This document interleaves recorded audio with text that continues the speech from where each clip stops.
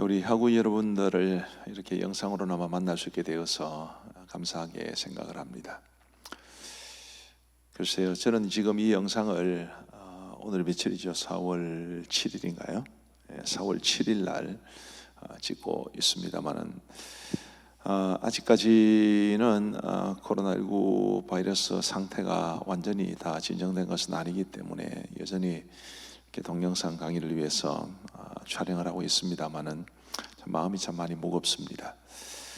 부디 이 사태가 조속히 끝나고 우리 학우들을 다시 만나고 또 단지 우리가 만나는 것을 넘어서 학교 교육도 정상화되고 우리나라의 사회와 또 경제 그리고 우리의 교회 또 우리 모든 성도들의 삶이 정상화되기를 바라는 마음 간절합니다.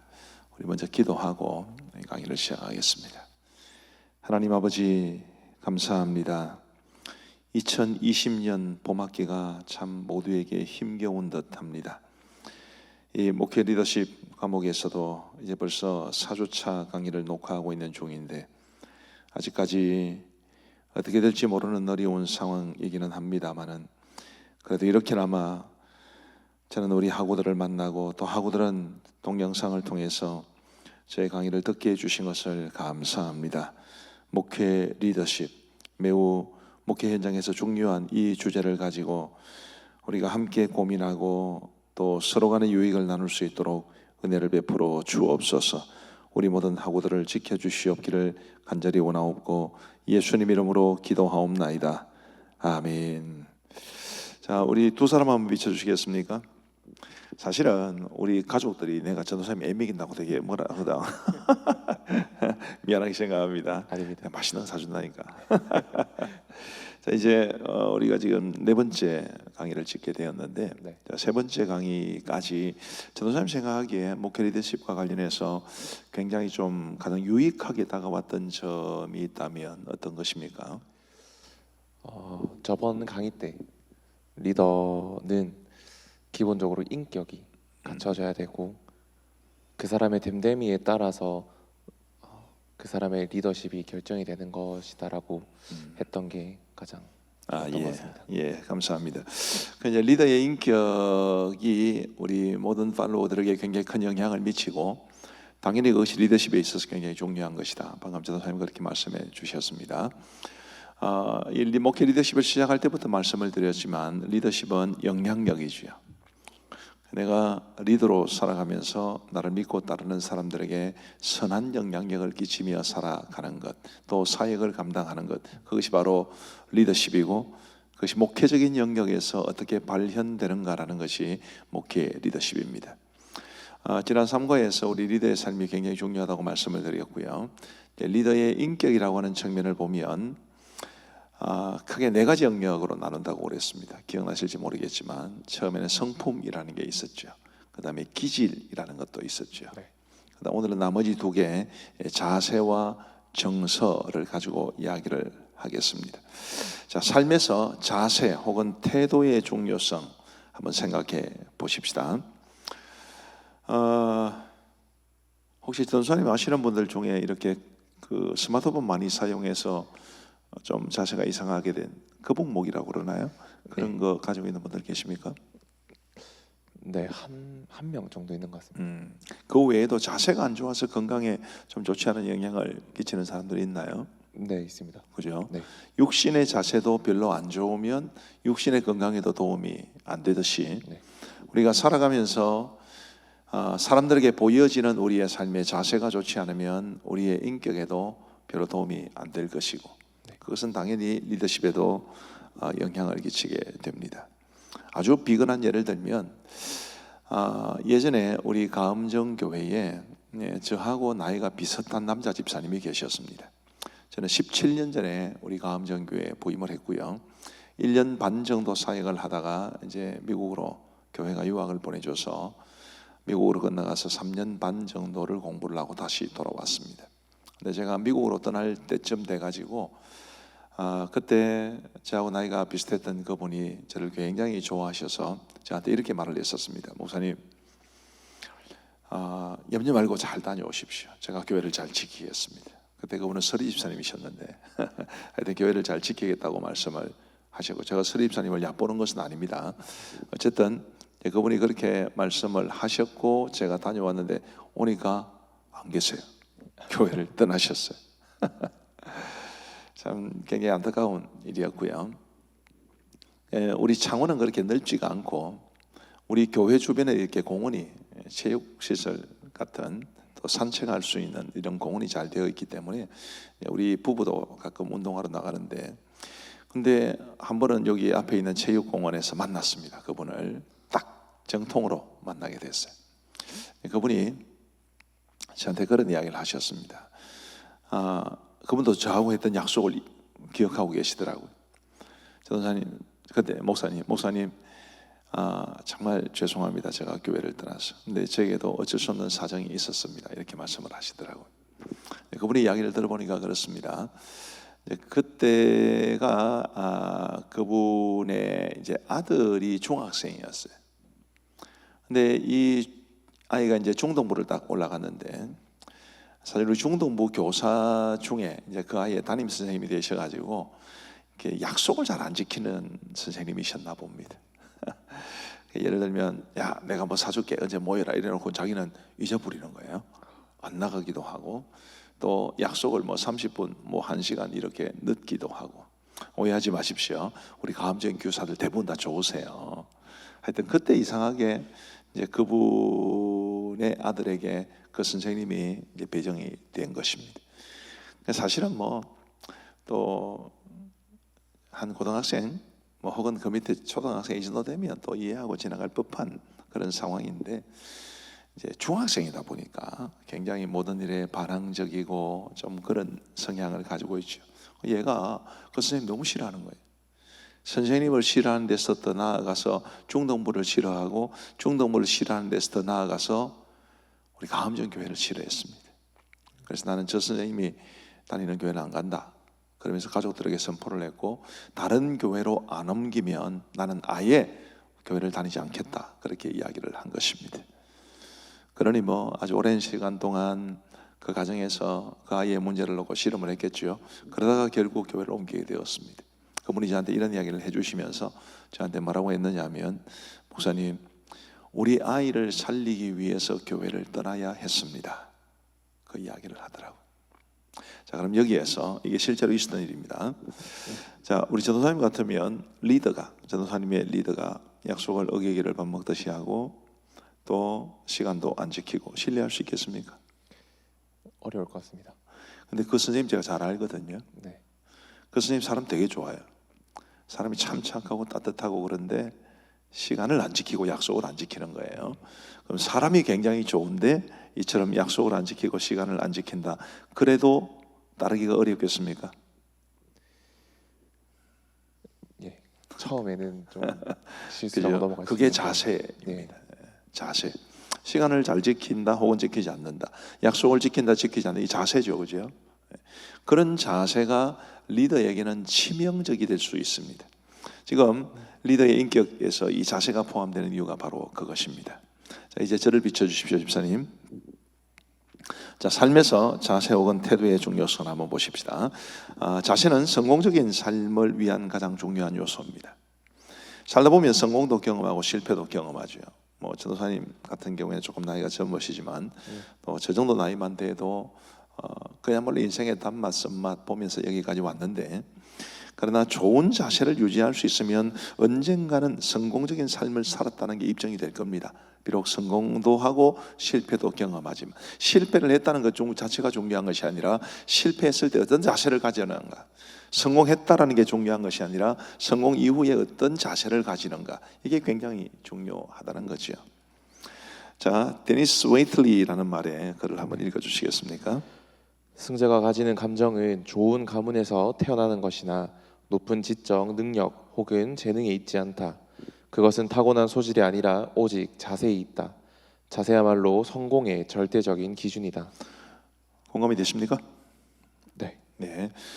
뭐 사실은 굉장히 좀 이렇게 인용하는 말들은 아주 짧지만 제가 하고 싶은 말을 핵심적으로 담아 나왔기 때문에 인용을 해드리는 것인데, 저는 자세야말로 성공의 절대적인 기준이라는 이 말을 굉장히 좋아합니다. 우리가 물론 이제 성공이라고 하는 것이 이제 조금 개념이 다르죠. 그냥 일반적으로 말하는 성공은 세상에서 잘 되는 것이지만, 이 영어권에 있는 사람들에게 있어서 성공이라고 하는 것은 그냥 일반적인 세상 사람들이 말하는 성공은 아닙니다. 제가 미국에서 유학할 때도 이 실천신학 영역의 이제 과목을 들으면 success, 성공이라는 말을 굉장히 많이 했습니다. success 혹은 successful. 그것은 하나님이 인정하시는 사역을 하고 그런 삶을 산다는 것을 뜻합니다. 그러니 자세야말로 성공의 절대적인 기준이라는 것은 좋은 자세만 있으면 뭐 다 세상이 잘 되고 그런 걸 말하는 것이 아니라 하나님이 원하시는 그 자리에 있을 수 있다는 거지요. 이 자세는 혹은 뭐 태도라고도 말할 수 있겠습니다만은 사람의 가치를 더욱 돋보이게 하는 요소입니다. 뭐 지적인 능력이 좀 떨어져도 혹은 외모가 좀 받쳐주지 않아도 자세만 좋으면 사람들에게 매력적으로 보일 수 있는 거지요. 성품과 자세는 늘 같이 가야 한다고 생각을 합니다. 좋은 자세는 좋은 성품을 돋보이게 하며 좋지 못한 성품을 보완해줘요. 예를 들어서 어떤 사람 같은 경우에는 굉장히 일중심인 사람이 있죠. 그런 사람들은 굉장히 계산적이거나 혹은 자기가 원하는 만큼 사람들이 따라오지 않으면 굉장히 화를 내고 주위의 사람들이 상처를 받을 수 있습니다. 그런데 어떤 사람이 자기 일중심의 사람이라는 걸 알게 됐어요. 사람들에게 자신의 약점을 이제 어쨌든 고스란히 다 드러내게 할 수는 없으니까, 그래서 사람들을 잘 섬기고 사람들을 잘 대해주려고 노력을 합니다. 자세가 바뀌는 거죠. 그래서 인사도 잘하고 그리고 밥도 잘 사주고 사람도 좋아하지 않겠어요? 네. 그죠? 네. 조금 성품이 부족하더라도 자세가 좋으면 성품을 보완하고 극복할 수 있는 거죠. 좋지 못한 자세는 좋은 성품이라도 그 가치를 낮게 합니다. 제가 아까 소개시켜드린 그 교사 같은 경우에 사람 되게 좋았어요. 그런데 그 사람의 좋지 못한 자세가 아쉽게도 부정적인 결과를 낳은 것입니다. 참고로 이분은 지금 우리 교회 안 계십니다. 그래서 제가 말씀드릴 수 있지 않나 싶어요. 그래서 결국 그 아이의 가정도 떠나고 교사도 떠나고 뭐 그렇게 됐습니다만은, 자, 바른 태도는 우리 영혼의 건강과 행복한 삶을 가져온다 이렇게 돼 있고요. 여러분 21페이지 지금 하고 있는데 밑에서 조금 위쪽을 보시면 지금 하고 있는 요 부분이 나옵니다. 제가 지금 이 야식구리한 뭐 괄호를 몇 개 넣어놨는데 이게 뭐냐 하면 이제 이런 거예요. 실제로 일이 있었던 일이라고 이야기를 들었습니다만은 제가 뭐 다 말씀드릴 수는 없고, 자, 어떤 사람이 자, 영어 알파벳에다가 다 숫자를 매기는 것입니다. 예를 들면 A는 1, B는 2, C는 3, D는 4 이렇게 쭉 순서대로 번호를 매기고 어떤 영어 단어를 가지고 그 단어를 이루는 철자에 해당하는 수를 다 합쳐가지고 100이 되는 것은 뭔가? 그렇게 한번 생각해 본 겁니다. 자, 사랑을 뜻하는 것은 love죠. L-O-V-E. L은 A, B, C, D, E, F, G, H, I, J, K, L 10이네요, 그죠? 그러면 L, M, N, O. O는 12. L, M, N, O. P, Q, R, S, T, U, V. V는 22. E는 A, B, C, D, E, O. 이렇게 해가지고 love를 합치면 100이 안 되죠. 네. 그래서 100이 되는 것을 찾아봤는데 사람들마다 이걸 다 실패를 했습니다. 이 질문을 물은 사람은 원래 이렇게 물었어요. 자, A부터 Z까지, G까지. 자, 1번부터 해서 번호를 다 매겼을 때 어떤 단어의 철자를 다 합쳐서 100이 되는 단어를 한번 찾아봐라. 그게 당신의 인생을 100점짜리로 만들어 줄 거다.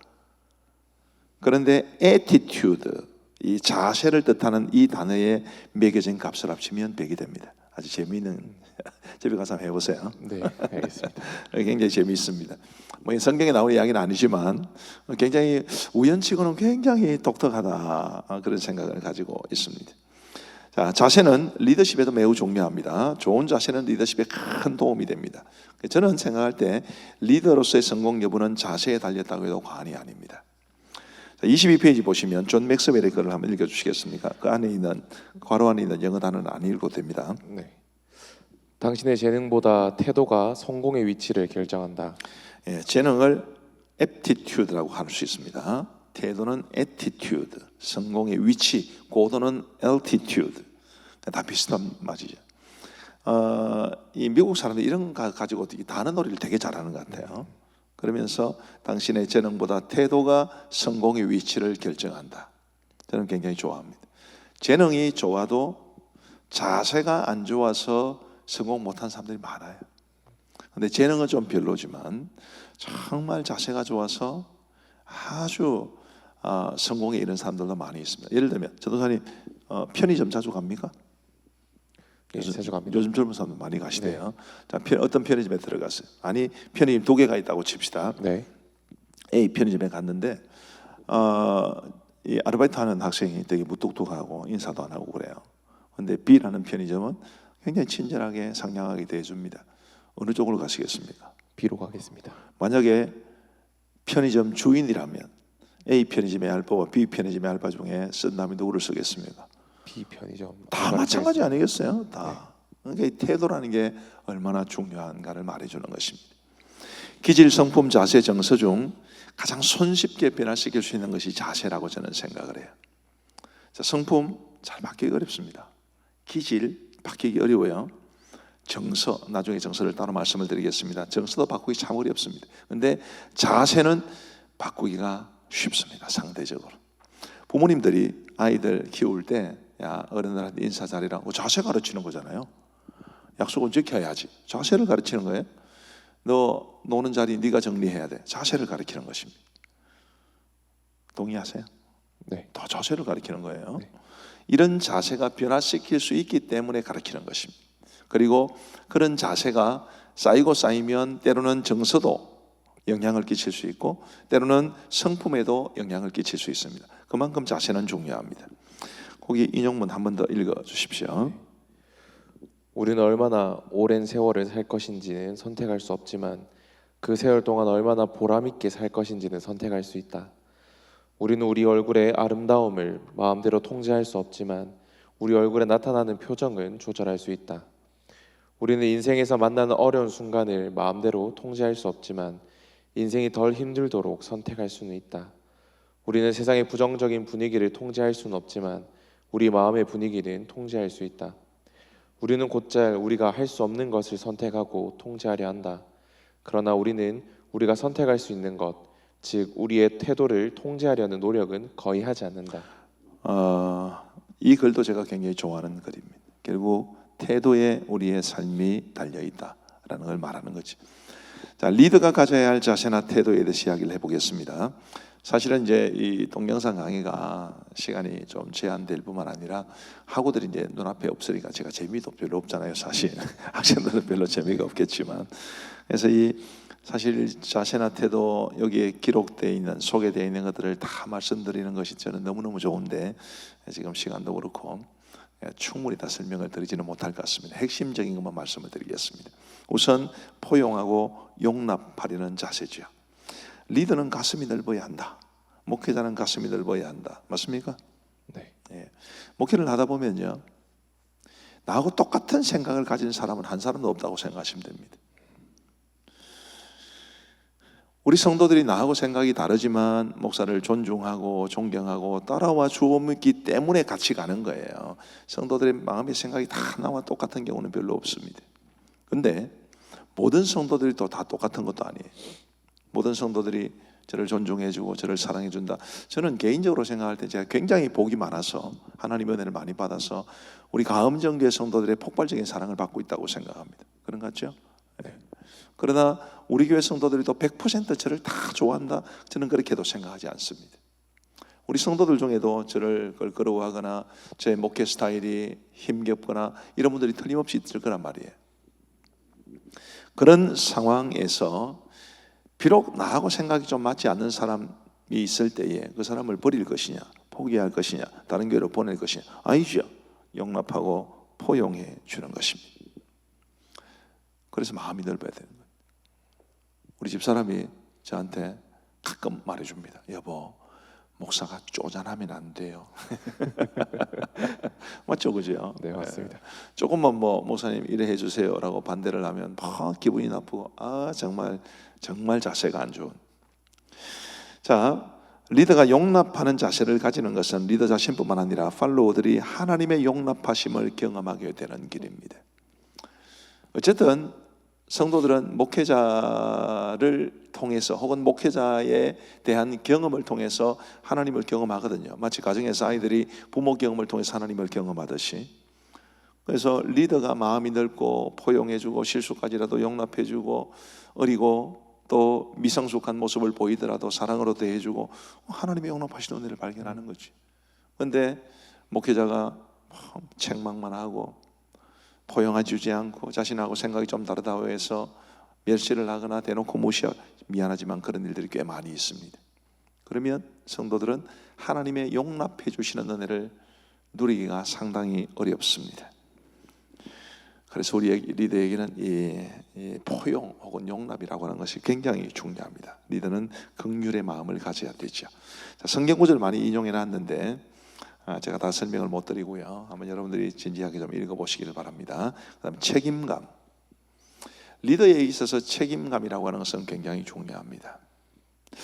내가 우리 교회에서 지금 사역을 담임 목사 사역만 이제 10년이 넘었는데 지금까지 이제 우리 많은 부교육자들을 경험을 했었습니다.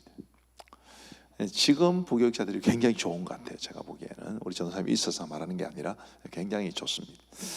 그런데 그 이전에 우리 부교육자들 참 많이 경험해 봤는데 어떤 분들은 정말 책임을 지려고 하지 않아요. 굉장히 좀 아쉬웠습니다. 책임을 지지 않는다는 걸 어떻게 알 수 있겠습니까? 예를 들면 선택을 못 해요. 왜? 선택을 하면 책임을 져야 되거든요. 맞죠? 네. 제가 담임 목사로서 부교육자들에게 이러면 어떻게 했냐 저러면 어떻게 했냐 혹은 당신이 선택을 해봐, 선택을 못하는 것입니다. 책임을 안 지려고 하기 때문에. 이게 참 어려운 일이에요. 책임을 지려고 하는 자세, 책임감, 그게 리더에게는 굉장히 중요합니다. 맡겨진 일 혹은 사명에 대해서 책임을 져야 되고, 맡겨진 영혼에 대해서 책임을 져야 되고, 다른 사람들과의 관계에서 자신의 말과 행동에 대한 책임을 지려는 자세.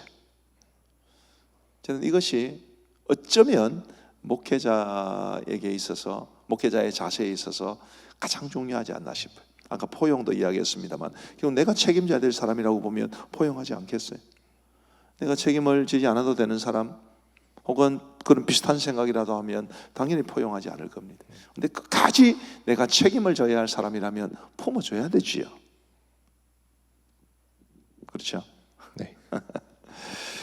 누군가는 책임을 져야 하는 상황에서 리더의 책임감은 더욱 더 요구됩니다. 우리 부교육자들에게 뭔가 일을 시킬 때 마음대로 하세요. 책임은 내가 집니다. 그렇게 말을 하면 부교육자들이 힘을 내서 일을 할 수 있겠죠, 그죠? 네. 내가 다 책임진다는데. 네. 그래서 우리 리더들에게는 이 책임감이라고 하는 것이 얼마나 중요한지 모릅니다. 팔로워들은 책임감을 가진 리더를 신뢰하며 따르죠. 모든 영광은 자기가 차지하고, 혹시 비난받을 만한 일이 있으면 부교육자들을 내세워가지고 네가 좀 방패막이가 돼봐라. 이런 거는 정말 좋지 않은. 리더는 책임을 지려고 하는 사람이 돼야 되죠.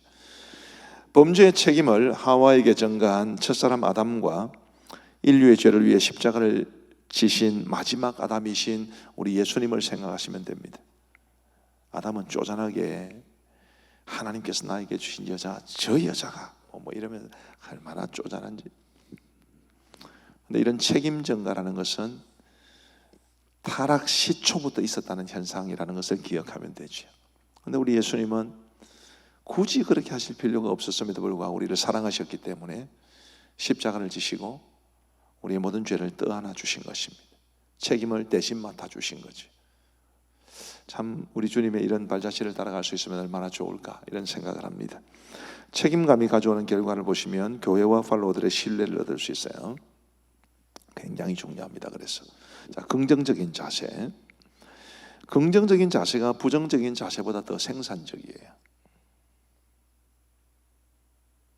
여러분들이 누군가 밑에 있을 때, 예를 들면 교회에서 담임 목사 밑에 있을 때, 혹은 교수 밑에 있을 때, 혹은 부모 밑에 있을 때, 자꾸 나에 대해서 부정적인 것을 지적하는 사람, 혹은 부정적으로 말하는 사람과 긍정적으로 말하고 긍정적으로 대해주는 사람, 누구를 따를지는 뻔히 보이는 것 아니겠어요? 네. 공정적인 사람을 따르는 거지. 감사도 긍정적인 자세에서 나오고요. 그래서 삶의 모든 면에서 긍정적인 자세를 유지하면 좋겠습니다. 오스왈드 샌더스라는 사람의 인용문을 한번 읽어주시면 좋겠습니다. 그냥 보는 눈은 누구나 가지고 있지만 자세히 바라보는 눈은 누구나 가지고 있지 않다. 굉장히 의미 있는 말입니다. 그냥 보는 눈, 그냥 보는 눈을 보면 못마땅하고 투정이지만 자세히 보는 눈. 그러니까 우리 전도사님 같은 경우에 내가 전도사님 가만히 보면서 자세히 보면 좋은 게 얼마나 많겠어요. 그런 눈을 말하는 것입니다. 제가 굉장히 좋아하는 말이 있는데, 제가 청소년 사역을 오래 했는데 이제 그러면서 제가 굉장히 마음속에 품고 살아왔던 금은 같은 것입니다. 뭐였느냐면 사과 속의 씨는 셀 수 있지만 씨 속의 사과는 셀 수 없다. 뭔 말이겠습니까? 그 씨가 가지고 있는 잠재력, 내가 지금 가르치고 있는 학생의 잠재력, 하나님께서 그 아이를 통해서 얼마나 놀라운 일들을 이루실지는 모르는 거죠. 네. 씨 속에 있는 사과는 셀 수 없습니다. 그런 것들을 보는 게 긍정적인 자세예요. 우리가 믿음의 눈으로, 우리 하나님의 눈으로 우리의 학생들, 우리의 성도들을 긍정적으로 바라볼 수 있는, 그래서 신뢰해주고 믿어주고 격려해주고 그렇게 하나님의 사람으로 빚어가는 것입니다. 24페이지에 보시면 도우려는 자세도 있고요, 또 진실함도 있죠, 진솔함도 있습니다, 부지런함도 있습니다. 이런 자세들 하나하나 다 설명드리면 참 좋기는 하겠는데 지금 그럴 만한 온라인에서 이렇게 가급적 1시간 안에 마치려고 하다 보니까 이런 것들을 다 설명해 드리지 못합니다만은 여러분께서 한번 가만히 생각해 보십시오. 내가 어떤 사람의 밑에 팔로워일 때 나의 리더가 나를 잘 도와주려고 하신다면, 혹은 나를 진실하게 대해 주시고 그 삶에 꾸밈이 없다면, 진솔하다면, 부지런하다면 우리가 믿고 따라갈 만하지 않겠는가라는 거죠. 맞습니까? 네. 그래서 우리가 이런 자세를 가지는 것이 얼마나 중요한가라는 것이고요. 25페이지를 보시면 또 몇 가지 중요한 자세들이 기록되어 있습니다. 이 이야기들을 다 들으려면 시간이 참 많이 갈 겁니다. 도전적인 자세, 수동적으로 가만히 앉아 있는 그런 자세가 아니라 뭔가를 도전하고, 변화에 휩쓸려서 가는 사람이 아니라 변화를 거슬러서 오히려 변화를 만들어낼 수 있는 그런 도전적인 자세가 필요한 거죠. 어떤 사람이든지 어떤 보직을 받으면, 어떤 포지션을 받으면 그냥 과거에 어떻게 했지? 그렇게 보면서 과거에 해왔던 일들만 답습하려는 그런 사람도 굉장히 많아요. 생각보다. 그러면 변화가 있겠습니까? 변화가 없죠. 네. 도전하고, 지금 이 교회에서 혹은 이 부서에서 이런 것 내가 하고 싶다, 이런 도전적인 자세가 있는 것이 사람들에게, 예를 들면 우리 전도사님 같은 경우에도 우리 교회 오신 지 얼마 안 되셨는데 교사들 많단 말이에요. 그 교사들 중에는 거의 30년 가까이 교사하는 분들도 계세요. 맞습니다. 그럼 전도사님이 어떻게 하는지 딱 보지 않습니까? 네. 전도사님 뭔가 도전적으로 변화를 시도하려고 하고 할 때 다 도와주는데, 그렇지 않고 늘 해왔던, 앞서 보았던 교육자와 똑같은 모습으로 과거에 어찌했습니까? 이런 것만 물어보고 그냥 변화 없이, 도전하는 것 없이 그냥 가면 교사들로 한눈에 딱 알아보는 거지. 별로 신뢰할 만한 리더가 못 되는. 그래서 실수해도 좋으니까, 실패해도 좋으니까 도전해보고 시도해보고 그렇게 하는 것이 중요한 거죠. 그런 것을 도전적인 자세로 넣었고요. 또 부정적인 결과나 반응을 극복하려는 자세가 25페이지 중간쯤 있죠. 네. 부정적 결과나 반응을 극복하려는 자세. 많은 사람들이 싫은 소리를 안 들으려고 합니다. 그런 도전이 없는 거지. 뭔가 도전하지 않으면 최소한 싫은 소리는 잘 안 듣게 되는데, 그러나 부정적인 결과나 반응을 극복하려는 자세를 가지는 게 리더에게는 굉장히 중요합니다. 그리고 이제 공정한 것도 중요하죠.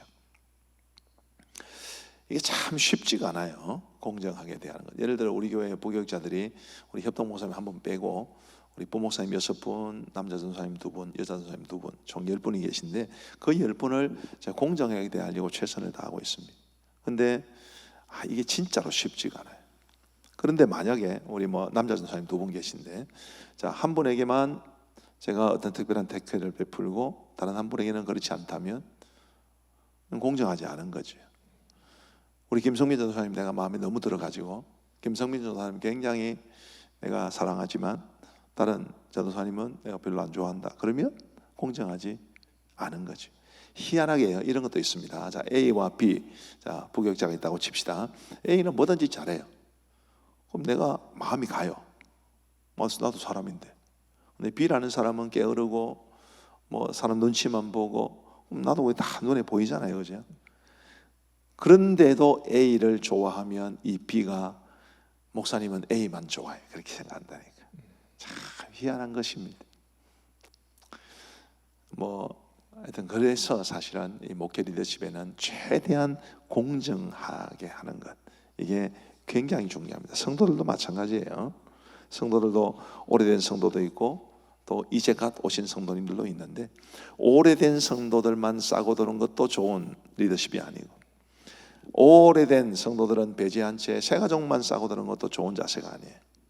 오래된 사람들은 오래된 사람들대로 존중해주고, 새로운 사람들은 새로운 사람들대로 잘 섬겨주고 케어해줌으로써 정착시키는 게 이게 필요한데, 이 공정함 얼마나 중요한지. 또 공정해는 이런 것도 있습니다. 예를 들면 내로남불 요즘 많이 쓰잖아요 말이에요. 네. 뭔 뜻인지 아시죠? 내가 하면 로맨스, 남이 하면 불륜. 거기도 공정하지 않은 것입니다. 나는 해도 되고 남은 안 해도 안 돼요. 그런 공정하지 못함이 많은 사람들로 하여금 실망하게 만드는 거예요. 재미있는 거를 제가 소개시켜 드렸습니다. 26페이지 한번 읽어주시겠습니까? 좀 길기는 길지만. 네. 남이 출세하면 워낙 아부를 잘해서이고 내가 출세하면 워낙 능력이 탁월해서이다. 남이 우리 집에서 고춧가루를 좀 얻어가면 옆편 내가 절에서 무슨 살림을 하나. 내가 남의 집에서 참기름을 좀 얻어오면 이웃과 흉허물 없이 지내기 때문. 남이 동료의 험담을 밖으로 하고 다니는 것은 입이 싸다는 증거이고, 내가 동료의 험담을 밖으로 하고 다니는 것은 누구든 그 동료 때문에 피해보는 사람이 없기를 바라기 때문이다. 남이 자기 방식을 고수하면 완고한 것이고 내가 내 방식을 고수하면 심지가 굳고 단호한 것이다. 남이 일을 할 때 오래 걸리면 게으른 탓이고 내가 시간을 많이 들이는 이유는 꼼꼼한 탓이다. 남이 지출을 많이 하면 씀씀이가 해픈 것이고 내가 지출이 많은 건 마음이 넉넉한 탓이다. 며느리에게 시집을 왔으니 이 집 풍속을 따라야 한다. 딸에게는 시집 가더라도 자기 생활을 가져야 한다. 며느리가 친정 부모한테 용돈 주는 것은 남편 몰래 돈을 빼돌리는 것이고, 딸이 친정 부모한테 용돈 주는 것은 길러준 데 대한 보답이다. 며느리는 남편에게 지어 살아야 하고 딸은 남편을 휘어잡고 살아야 한다. 며느리가 부부싸움을 하면 여자가 참아야 한다. 딸이 부부싸움을 하면 아무리 남편이라도 따질 건 따져야 한다. 남이 내 아이를 나무라는 것은 이성을 잃고 히스테리를 부리는 것이고 내가 남의 아이를 꾸짖는 건 어른된 도리로 타이르는 것이다. 이게 전혀 현실성이 없는 글이 아니죠. 네. 생각보다 사람들이 공정하지 못합니다. 다른 사람에게 들이대는 잣대와 자기 자신에게 들이는 잣대가 다른, 그게 공정하지 않은 건데 생각보다 많은 사람들이 이렇게 하고 살아갑니다. 우리 전도사님들은 지금은 이제 이 상황이라서 기숙사에 안 계시지만 이제 기숙사에 계실 때 새벽기도 하셔야 되잖아요, 그죠? 네. 근데 내가 몸이 되게 아파서 새벽기도를 빠질 수 있어요. 다른 사람이 빠지면 몸이 아픈가 보다 그렇게 이해하기보다는 저 새벽기도 안 왔노? 불평부터 먼저 나오는 이런 공정하지 못함이 모든 사람들에게는 다 있습니다. 근데 이런 공정함을 추구하는 게 목회 리더십이에요. 자, 여기까지가 이제 자세인데 아주 상세하게 제가 각 자세의 항목을 다 말씀을 드리지 못했지만 어쨌든 지금까지의 내용을 요약하면 좋은 자세가 좋은 리더십을 만든다, 그런 것입니다. 자, 이제 우리 학우들에게 제가 한 가지 중요한 것 하나를 제안을 하겠습니다. 이 동영상 강의는 출석을 하거나 잘 체크를 못 하잖아요. 물론 이제 우리 리플렉션 저널을 잘 써주셔서 감사합니다만 우리 학우들이 얼마나 강의를 잘 듣는가 제가 잘 몰라서 오늘은 숙제 시험 퀴즈를 하나 내겠습니다. 자, 마태복음은 누가 지었나요? 요거를 리플렉션 저널 보낼 때 같이 보내셔야 됩니다. 답을. 아셨죠? 다른 학우들한테 말하지 마세요. 과연 얼마나 다들 진지하게 이 강의를 보고 있는가, 내가 그것을 한번 체크해 보기 위함이니까. 자, 리더의 정서로 넘어가 보겠습니다. 이 정서라고 하는 것의 중요성을 많은 사람들이 간과하는데요, 굉장히 중요합니다. 자, 예를 들어 봅시다. 우리 전사님한테 물어보겠습니다. 자, 어떤 내가 리더로 있는 기관, 조직에서 혹은 교회에서 문제가 터졌어요. 내가 책임을 져야 돼. 근데 내가 정서적으로 상당히 불안정해. 네. 그러면 내가 책임지겠습니다, 그렇게 말을 쉽게 하겠습니까? 못할 것 같습니다. 그죠? 네. 굉장히 열등감이 많거나 상처가 많거나 이런 정서가 있는 사람은 내가 책임지겠습니다, 이런 소리가 잘 안 나와요. 그런데 정서적으로 굉장히 단단하면 쉽게, 네, 받아들일 수 있을 것 그렇죠. 같습니다. 네. 자, 제가 정서를 이야기할 때 종종 이야기하는 게 있습니다. 자, 손등을 이렇게 한번 내보세요. 이렇게. 자, 누군가가 우리 손등을 탁탁 치고 갑니다. 보기에는 다 똑같은데 손을 보니까 내 손이 너무 늙었다. 자, 그냥 별일 없어 보이는 이제 정상적인 손등 같은데, 만약에 내가 이 손등에 속으로 상처가 있다고 칩시다. 그죠? 그러면 누가 전도사님 손을 탁 치고 갈 때는 괜찮지만 네. 내 손을 탁 치고 가면 내가 아프잖아요. 움찔하잖아요. 정서라는 게 그런 것입니다. 예를 들면 소그룹으로 모임을 가지고 있는데 유독 내가 아버지에 대한 상처가 많아요. 그럼 아버지에 대한 이야기를 쭉 하는데 나만 상처가 되는 거지. 다른 사람은 막 웃고 있어요. 나는 상처가 돼요, 그게.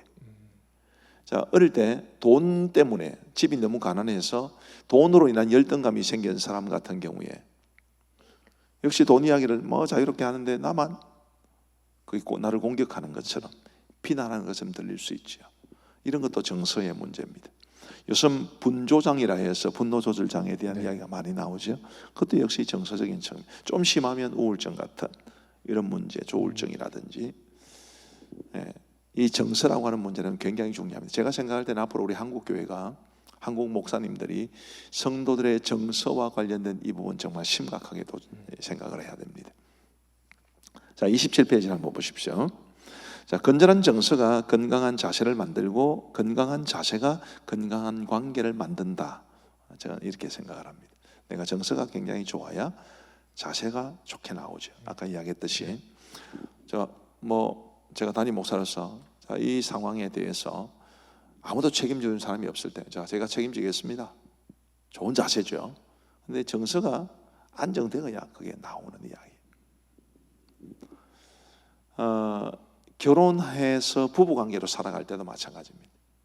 아내를 위로해주고 아내를 이해해주고 아내가 겪을 수 있는 마음의 상처를 내가 받아주고, 그게 좋은데 그 자세가 돼야 되는데 내가 정서적으로 불안하면 그렇게 안 되는 거지. 공감이 되십니까? 네. 건강한 정서가 건강한 자세를 만들고요, 또 건강한 자세가 건강한 관계를 만듭니다. 정서적 안정감은 자존감을 높이고 자기 이해 지능을 높여요. 자기 이해 지능이라고 들어보셨나요?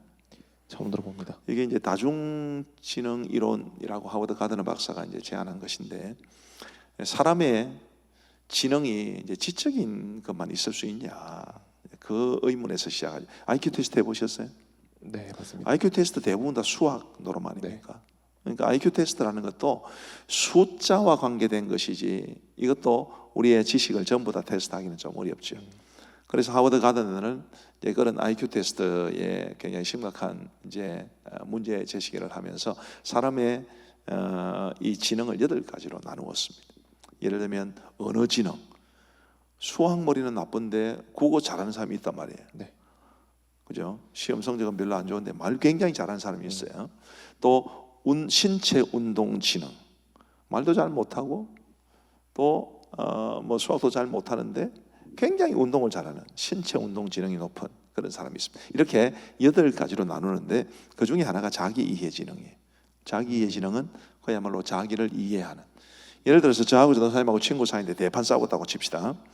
뭐 어쨌든 문제가 있긴 않겠어요. 네. 전도사님에게 문제가 있든지 나한테 있든지 둘 다에게 있든지 뭐 대부분 다 쌍방과실입니다. 비율은 조금씩 다르겠지만, 자기 이해 지능이 높은 사람은 아이고 그래 뭐 오늘 성민이하고 싸우긴 싸웠는데 생각해보니 내 잘못도 있다, 이걸 이해하는 게 자기 이해 지능이에요. 혹은 나의 장점과 단점이 뭔가 이걸 분명하게 이해하는 것도 자기 이해 지능입니다. 그런데 이게 정서적으로 불안하면 이게 나오겠냐 이거지. 성이 나가 싸우고 나서 성이 나가지고 막 북북거리고 있고 안 그래도 정서적으로 불안한 사람이 그러면 이 내 잘못일 수도 있겠다 이런 이 생각이 잘 안 드는 거지. 네. 그냥 막 때려 죽고 싶은 그런 생각. 이 정서적 안정감 굉장히 중요합니다. 정서적으로 안정된 사람이 하나님의 은혜를 더 풍성히 누릴 수 있다고 생각해요. 우리 이사야 26장 3절 제가 굉장히 좋아하는 말인데 한번 읽어주십시오. 주께서 심지가 견고한 자를 평강하고 평강하도록 지키시리니 이는 그가 주를 신뢰함이니이다. 심지가 견고하다. 저는 이것을 정서적 안정감이라고 봅니다. 심지가 견고한 자를 평강하고 평강하도록 지키신다. 정서적으로 안정된 사람이 평강을 누릴 수 있는 건 당연한 이야기 아니겠어요? 그렇죠? 정서적으로 안정된 사람은 다른 사람들과의 관계에 있어서도 풍성함을 누립니다. 왜? 내가 정서적으로 안정되니까 사람을 품어줄 수 있는 거죠. 내가 정서적으로 안정되지 못하면 사람을 품어주지를 못해요.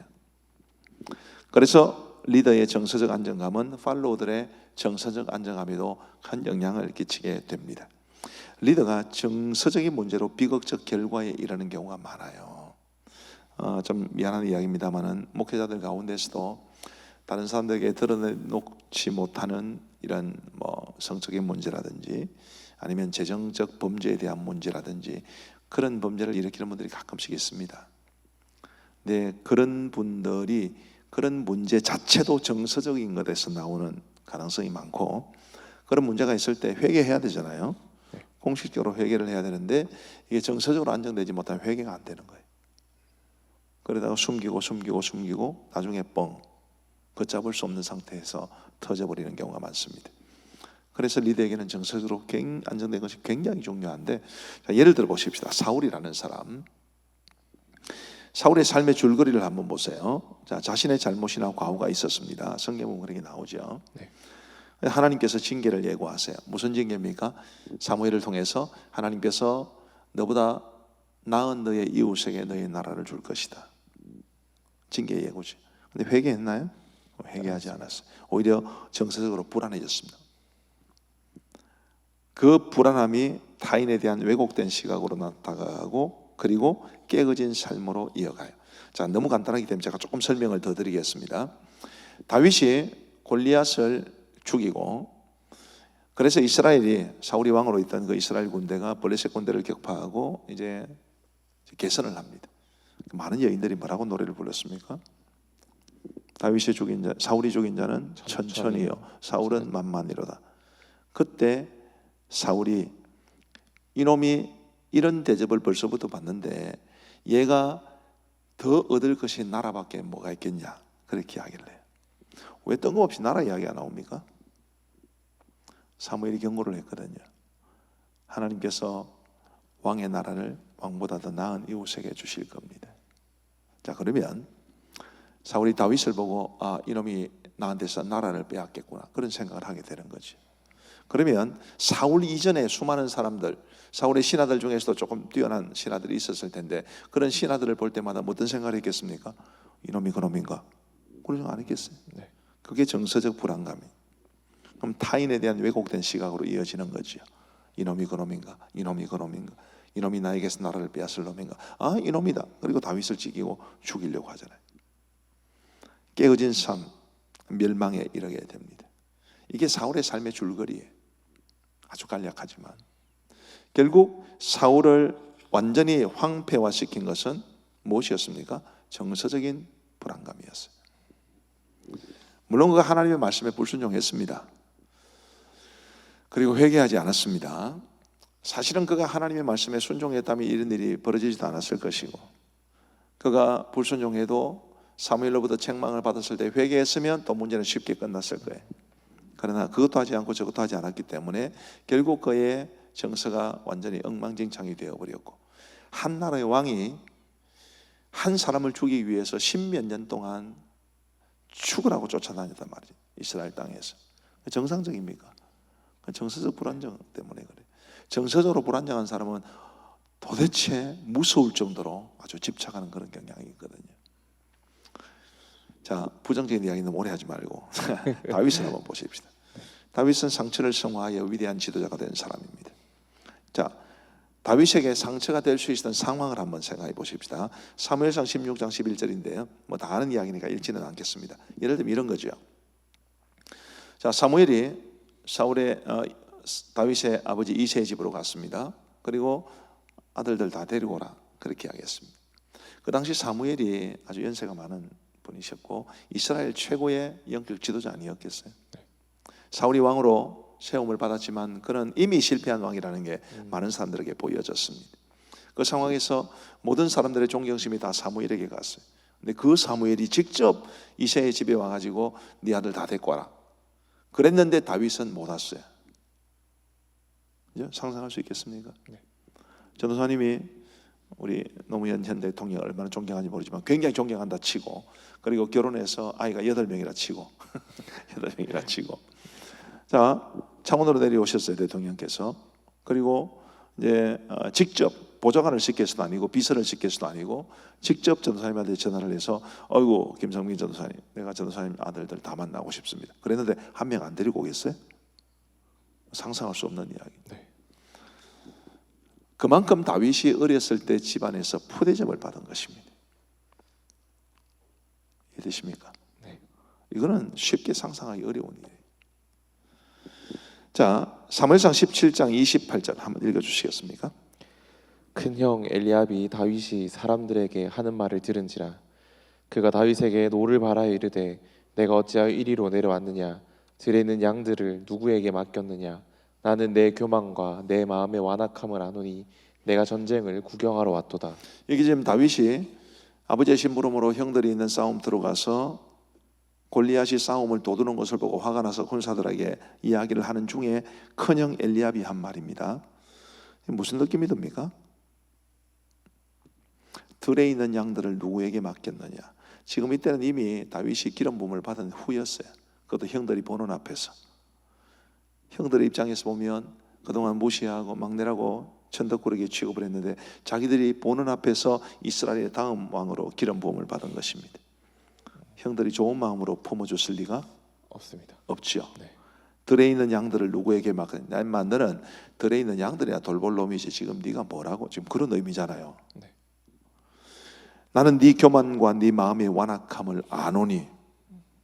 이게요, 기름 부음을 받더니만 교만하고 완고함이 완악함이 한이 없네, 지금 그런 뜻이잖아요. 형들과의 관계가 좋았겠습니까? 안 좋을 것 같습니다. 다윗의 어린 시절은 굉장히 불행한 삶이었습니다. 그리고 사무엘상 18장 9절 보면 그날 후로 사울이 다윗을 주목하였더라. 사울이 다윗을 죽이려고 그래요. 누군가 나를 미워하는 사람이 10몇 년 동안 지독하게 나를 해치려고 하면 정서적으로 무너지지 않겠습니까? 그것도 왕이. 제가 10몇 년 동안이라고 말을 하는 이유가 있습니다. 사울이 골리앗을 죽였을 때 나이가 몇 살 정도 됐겠어요? 다윗이 말씀이십니다. 다윗, 네. 한 16, 17 네. 보통 그렇게 추측하죠. 네. 자, 계산을 한번 해봅시다. 다윗의 형들 중에 몇 명이 군대 갔습니까? 3명. 네. 그럼 넷째 형은 만 20세가 안 된 거죠. 네. 왜요? 20세 이상이 돼야 싸움에 나가니까. 그럼 넷, 다섯, 여섯, 일곱, 여덟이에요. 넷째 형을 19살로 보고 19, 18, 17, 16, 15 1년에 한 명씩 낳아도 15세. 그러면 16세, 17세가 안 되죠. 15세도 안 돼요. 맥시멈 13세 정도. 공감이 되십니까? 맥시멈 13세 정도. 그런데 하여튼 그 이후로 그가 미갈과 결혼하고 이런 중간에 좀 일이 있지 않습니까? 그렇게 해서 사울에게 미움을 받아서 쫓겨났을 때라 하더라도 그의 나이가 10한 7, 8세 그 정도 될 겁니다. 그런데 다윗이 왕으로 다시 기름 부음을 받은 때가 30세였거든요. 그러면 10몇 년 그런 계산이 나오는 것입니다. 10몇 년 동안 자신을 죽이려는 왕의 손길을 피해 도피해야 했던 한 사람, 그리고 자신을 따르는 수많은 사람들의 생명까지 지켜줘야 했던 부담, 그런 것이 정서적으로 얼마나 힘겨웠겠어요. 그러나 감사하게도 다윗은 이 모든 상처를 승화시켰습니다. 저는 이 굉장히 좋아하는 본문인데요. 우리 사무엘상 17장 34절부터 36절 한번 읽어주시기 바랍니다. 다윗이 사울에게 말하되 주의 종이 아버지의 양을 지킬 때에 사자나 곰이 와서 양떼에서 새끼를 물어가면 내가 따라가서 그것을 치고 그 입에서 새끼를 건져내었고 그것이 일어나 나를 해하고자 하면 내가 그 수염을 잡고 그것을 쳐 죽였나이다. 주의 종이 사자와 곰도 쳤은즉 살아계시는 하나님의 군대를 모욕한 이 할례 받지 않은 블레셋 사람이리까 그가 그 짐승의 하나와 같이 되리이다. 아멘. 정말 멋진 고백 아니겠습니까? 사실 다윗의 아버지 이새가 아마 가축이 많았을 거예요. 왜 그렇습니까? 보아스의 손자잖아요. 보아스가 오벳을 낳고 오벳이 이새를 낳고 이새가 다윗을 낳고 오벳이 베들레헴에서 굉장히 유력한 자였다고 나오지 않습니까? 그러면 이 보아스의 재산 중에 상당 부분이 이새에게 흘러갔을 거기 때문에 이새도 굉장히 가축들이 많았을 겁니다. 그 많은 가축 중에서 양 한 마리 맹수가 와서 옮겨가도 글쎄 나는 내 한 목숨을 위해서 그냥 지켜봤을 텐데 다윗은 그렇게 하지 않고 그 사무엘의 초청조차 받지 못하는 그만큼 천덕꾸러기 취급을 받으면서 들에 있는 양들을 지켜야 되는 그런 입장에서도 양 한 마리 살리기 위해서 맹수하고 싸우는 그것도 10대 초반에 이게 놀라운 일인 거죠. 정말 놀라운 일입니다. 상처를 승화시킬 수 있었던 것입니다. 자, 사무엘상 22장 1절 2절 좀 읽어주시겠습니다. 그러므로 다윗이 그곳을 떠나 아둘람 굴로 도망하매 그의 형제와 아버지의 온 집이 듣고 그리로 내려가서 그에게 이르렀고 환난 당한 모든 자와 빚진 모든 자와 마음이 원통한 자가 다 그에게로 모였고 그는 그들의 우두머리가 되었는데 그와 함께한 자가 400명 가량이었더라. 감사합니다. 환난 당한 모든 자와 빚진 모든 자와 마음이 원통한 자가 다 사울의 다윗에게로 모여들었다. 다윗이 그만큼 마음이 넓은 사람이었다는 뜻 아니겠습니까? 상처가 있는 사람들을 품어줄 수 있는 상처를 승화시킨 사람이지. 사무엘상 24장 6절도 한번 보십시다. 자기 사람들에게 이르되 내가 손을 들어 여호와의 기름 부음을 받은 내 주를 치는 것은 여호와께서 금하시는 것이니 그는 여호와의 기름 부음을 받은 자가 됨이니라 하고 여호와의 기름 부음을 받은 내 주 사울입니다. 사울을 죽일 기회가 2번이나 있었어요. 주변 신하들은 지금이 사울을 죽일 때입니다. 지금 이런 정말 절호의 기회를 주신 것은 하나님이 하신 일입니다. 당신이 진작에 이스라엘의 왕으로 기름 부음을 받았는데 이제 이 사울을 죽이면 모든 게 끝입니다. 당신을 따르는 우리를 생각해 주십시오. 온갖 이야기 다 하지 않았겠어요? 그런데도 사울은 안 돼. 정말 대단한 이 정서적으로 안정된 사람만이 할 수 있는 일입니다. 다윗은 바로 이런 점 때문에 그가 그토록 도피하는 어려운 시절 속에서도 범죄하지 않았던 것이고 당당함을 잃지 않을 수 있었습니다. 사울과 다윗의 차이점이 보이시나요? 사울은 정서적으로 불완전했기 때문에 망가진 사람이에요. 자기도 멸망했고 나라도 어려움으로 몰아넣었고, 다윗은 그 충분히 정서적으로 심각한 상처를 받을 수 있는 상황이었음에도 불구하고 잘 극복하고 승화해서 이스라엘 민족의 역사상 위대한 탁월한 리더가 되었습니다. 자, 사울과 다윗의 비교를 통해 얻는 교훈을 한 몇 가지 살펴보십시다. 정서는 한 사람의 삶뿐만 아니라 공동체도 커다란 영향을 끼칩니다. 사울 같은 경우에 정서적으로 불안정했기 때문에 나라 전체가 어려웠어요. 다윗은 정반대였습니다. 정서적으로 안정된 사람이었기 때문에 그가 통치하던 시절 이스라엘은 태평성대를 구가할 수 있었습니다. 공동체도 영향을 끼치는 목회자의 이 목회 리더십, 그 속에 포함된 이 정서, 이것이 얼마나 안정되느냐 불안정하느냐에 따라서 차이가 많이 납니다. 만약에 리더가, 공동체의 리더가 정서적으로 굉장히 불안하다, 예를 들면 열등감이 너무 심하거나 분노 조절을 못하거나 이러면 그 공동체가 별로 덕스럽지 못하게 되는 것입니다. 자, 상처는 누구에게나 있지만 상처가 모든 사람들의 삶에 부정적인 영향을 미치지는 않습니다. 사울에게도 상처가 있었고 다윗에게도 상처가 있었지만 다윗은 그 상처를 승화시킨 사람이죠. 상담을 하시는 분들 이야기를 들어보면 문제가 있어서 온 사람이 저는 이런 상처가 있습니다 이렇게 말하는 사람도 있어요. 난 그런 이야기들을 우리 상담하시는 분들을 통해서 들으면 이런 생각이 듭니다. 상처 없는 사람이 어디 있어요? 상처는 다 있어요. 모든 사람들에게 다 있습니다. 크고 작은 문제만 있을 뿐이지. 그 상처가 모든 사람들의 부정적인 영향을 끼치지는 않습니다. 모든 사람들에게. 그래서 우리가 상처를 통제할 수 있는 게 필요한 거죠. 하나님의 은혜로 우리의 상처는 치유될 수 있고 정서적 안정감을 누릴 수 있다고 생각을 합니다. 제가 믿는 믿음으로는 그래요. 하나님의 은혜가 우리의 상처를 치유하고 그 상처를 치유함으로써 우리에게 정서적인 안정감을 줄 수 있는 거죠. 우리의 선택이 중요합니다. 제가 가지고 있는 책 중에 영어로 Happiness is a choice라는 책이 있어요. 행복은 선택입니다. 내가 행복하기로 결정한 선택을 하면 행복할 가능성은 높아지는 거죠. 정서적으로도 마찬가지.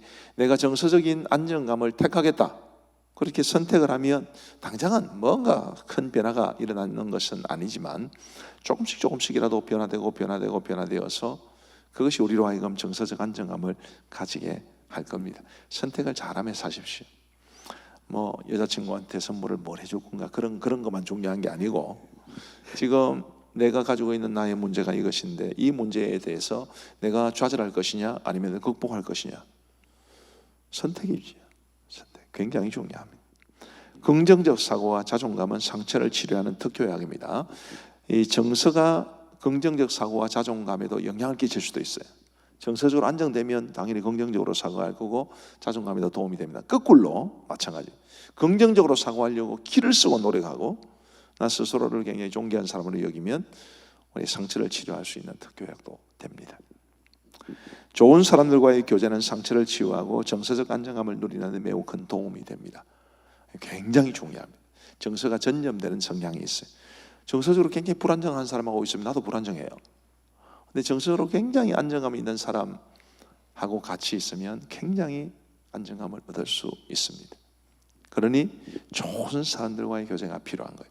여러분 신학교 다니는 시절에 정말 중요한 과제 중에 하나는 좋은 동력자, 좋은 동기들을 만나고 행복한 교제를 나누는 것입니다. 저는 그게 너무너무 중요하다고 생각해요. 감사하게도 저한테는 그런 동기들이 있습니다. 우리가 졸업한 게 1996년도니까 24년 되었는데 지금도 친형제 자매처럼 친밀한 교제를 나누는 사람들이 있습니다. 그분들하고 같이 있으면, 제가 제일 막내기는 한데 그분들하고 같이 있으면 늘 기쁘고, 뭐 저라고 뭐 목회 사역에 어려움이 없겠습니까마는 그런 어려움들도 그 속에 가서 한참 이야기 나누고 서로 웃고 떠들고 뭐 때로는 기도하고 그런 상황 속에서 치유되는 것을 많이 느꼈습니다. 좋은 사람들과의 교제 꼭 기억하십시오. 제가 얼마 전에 이런 글을 하나 읽었습니다. 제가 그 읽은 글을 전도사님한테 그냥 이야기하듯이 한번 해볼게요. 전도사님, 건강에 좋은 음식 먹으려고 노력합니까? 안 해요? 이제 해야지. 가급적이면. 네. 그죠? 나이가 더 들면 건강에 좋은 음식을 챙겨 먹으려고 그래요. 부모님은 그러시지 않나요? 네, 아직은 안 그럽니다. 젊어서 그러신가 보다. 네. 저 같은 경우에는 당뇨 위험도 있고 고지혈증 위험도 있고 해서 저는 가급적이면 음식을 좀 좋은 음식을 먹으려고 그럽니다. 자, 그러면 제가 읽었던 그 책에서 뭘 말하느냐 하면, 음식은 그래 가려 먹으면서 왜 말은 가려 듣지 않습니까? 어떤 말은 당신의 영혼에 심각한 상처를 줄 수 있는 말이고, 어떤 말은 당신에게 굉장히 유익한 말이 될 수 있는데 왜 말은 가려서 듣지 않나요? 그러면서 제안을 하는 것이 좋은 말을 하는 사람과 함께 교제하십시오. 이게 핵심이었어요. 공감이 되십니까? 네. 말 삐딱하게 하는 사람들하고 가급적 사귀지 마세요. 여러분들도 그런 사람이 되지 않기를 바랍니다만은 굉장히 비판적이고 뭐든지 트집 잡고 별로 여러분들에게 도움이 안 됩니다. 물론 우리가 성도들 중에는 그런 사람들이 있어요. 품어야 돼요. 어쩔 수 없어요. 그러나 우리가 교제를 위해서는 가급적이면 긍정적으로 말하는 사람, 가급적이면 은혜롭게 말을 하는 사람, 그런 사람들하고 있어야 우리의 상처를 치유받을 수 있고 정서적인 안정감을 누릴 수 있습니다. 오늘 이 리더의 인격 가운데 두 가지, 지난주에 두 가지를 봤고 오늘 두 가지를 봤습니다. 지난주에는 성품과 기질을 봤고요. 오늘은 이제 자세와 정서를 보았습니다. 이 네 가지는 정말로 중요합니다. 이 네 가지가 어우러져서 우리의 인격을 결정하는 것이니까요. 이 온라인 수업을 통해서 여러분들이 얼마나 많은 유익을 얻는지는 모르겠습니다만 부디 정말 좋은 유익을 얻으시면 좋겠고요. 리플렉션 저널을 이제 쓰실 때 여러분들의 자세와 여러분들의 정서에 대해서 조금 고민하시는 그런 내용으로 한번 써보시는 것도 여러분들 스스로에게 유익하지 않을까 그렇게 생각을 합니다. 오늘 함께해 주셔서 감사합니다. 제가 기도하고 마치겠습니다. 하나님 아버지 감사합니다. 오늘 우리 목회 리더십 4주차 강의를 녹화하는 것을 이제 마칩니다. 오늘 리더의 인격 가운데 자세와 정서에 대한 이야기를 나누어 싸우니 우리 학우들에게 좋은 자세를 주시고 정서적 안정감도 허락하여 주셔서 탁월한 목회 리더십을 갖춘 리더로 잘 성장해 갈 수 있도록 은혜를 베풀어 주옵소서. 어리고 힘든 시기이지만 우리 학우들의 건강을 지켜주시고 가정을 지켜주시고 섬기는 교회 위에 함께하여 주시고 학업에도 함께하여 주옵소서. 감사하오며 예수님 이름으로 기도하옵나이다. 아멘.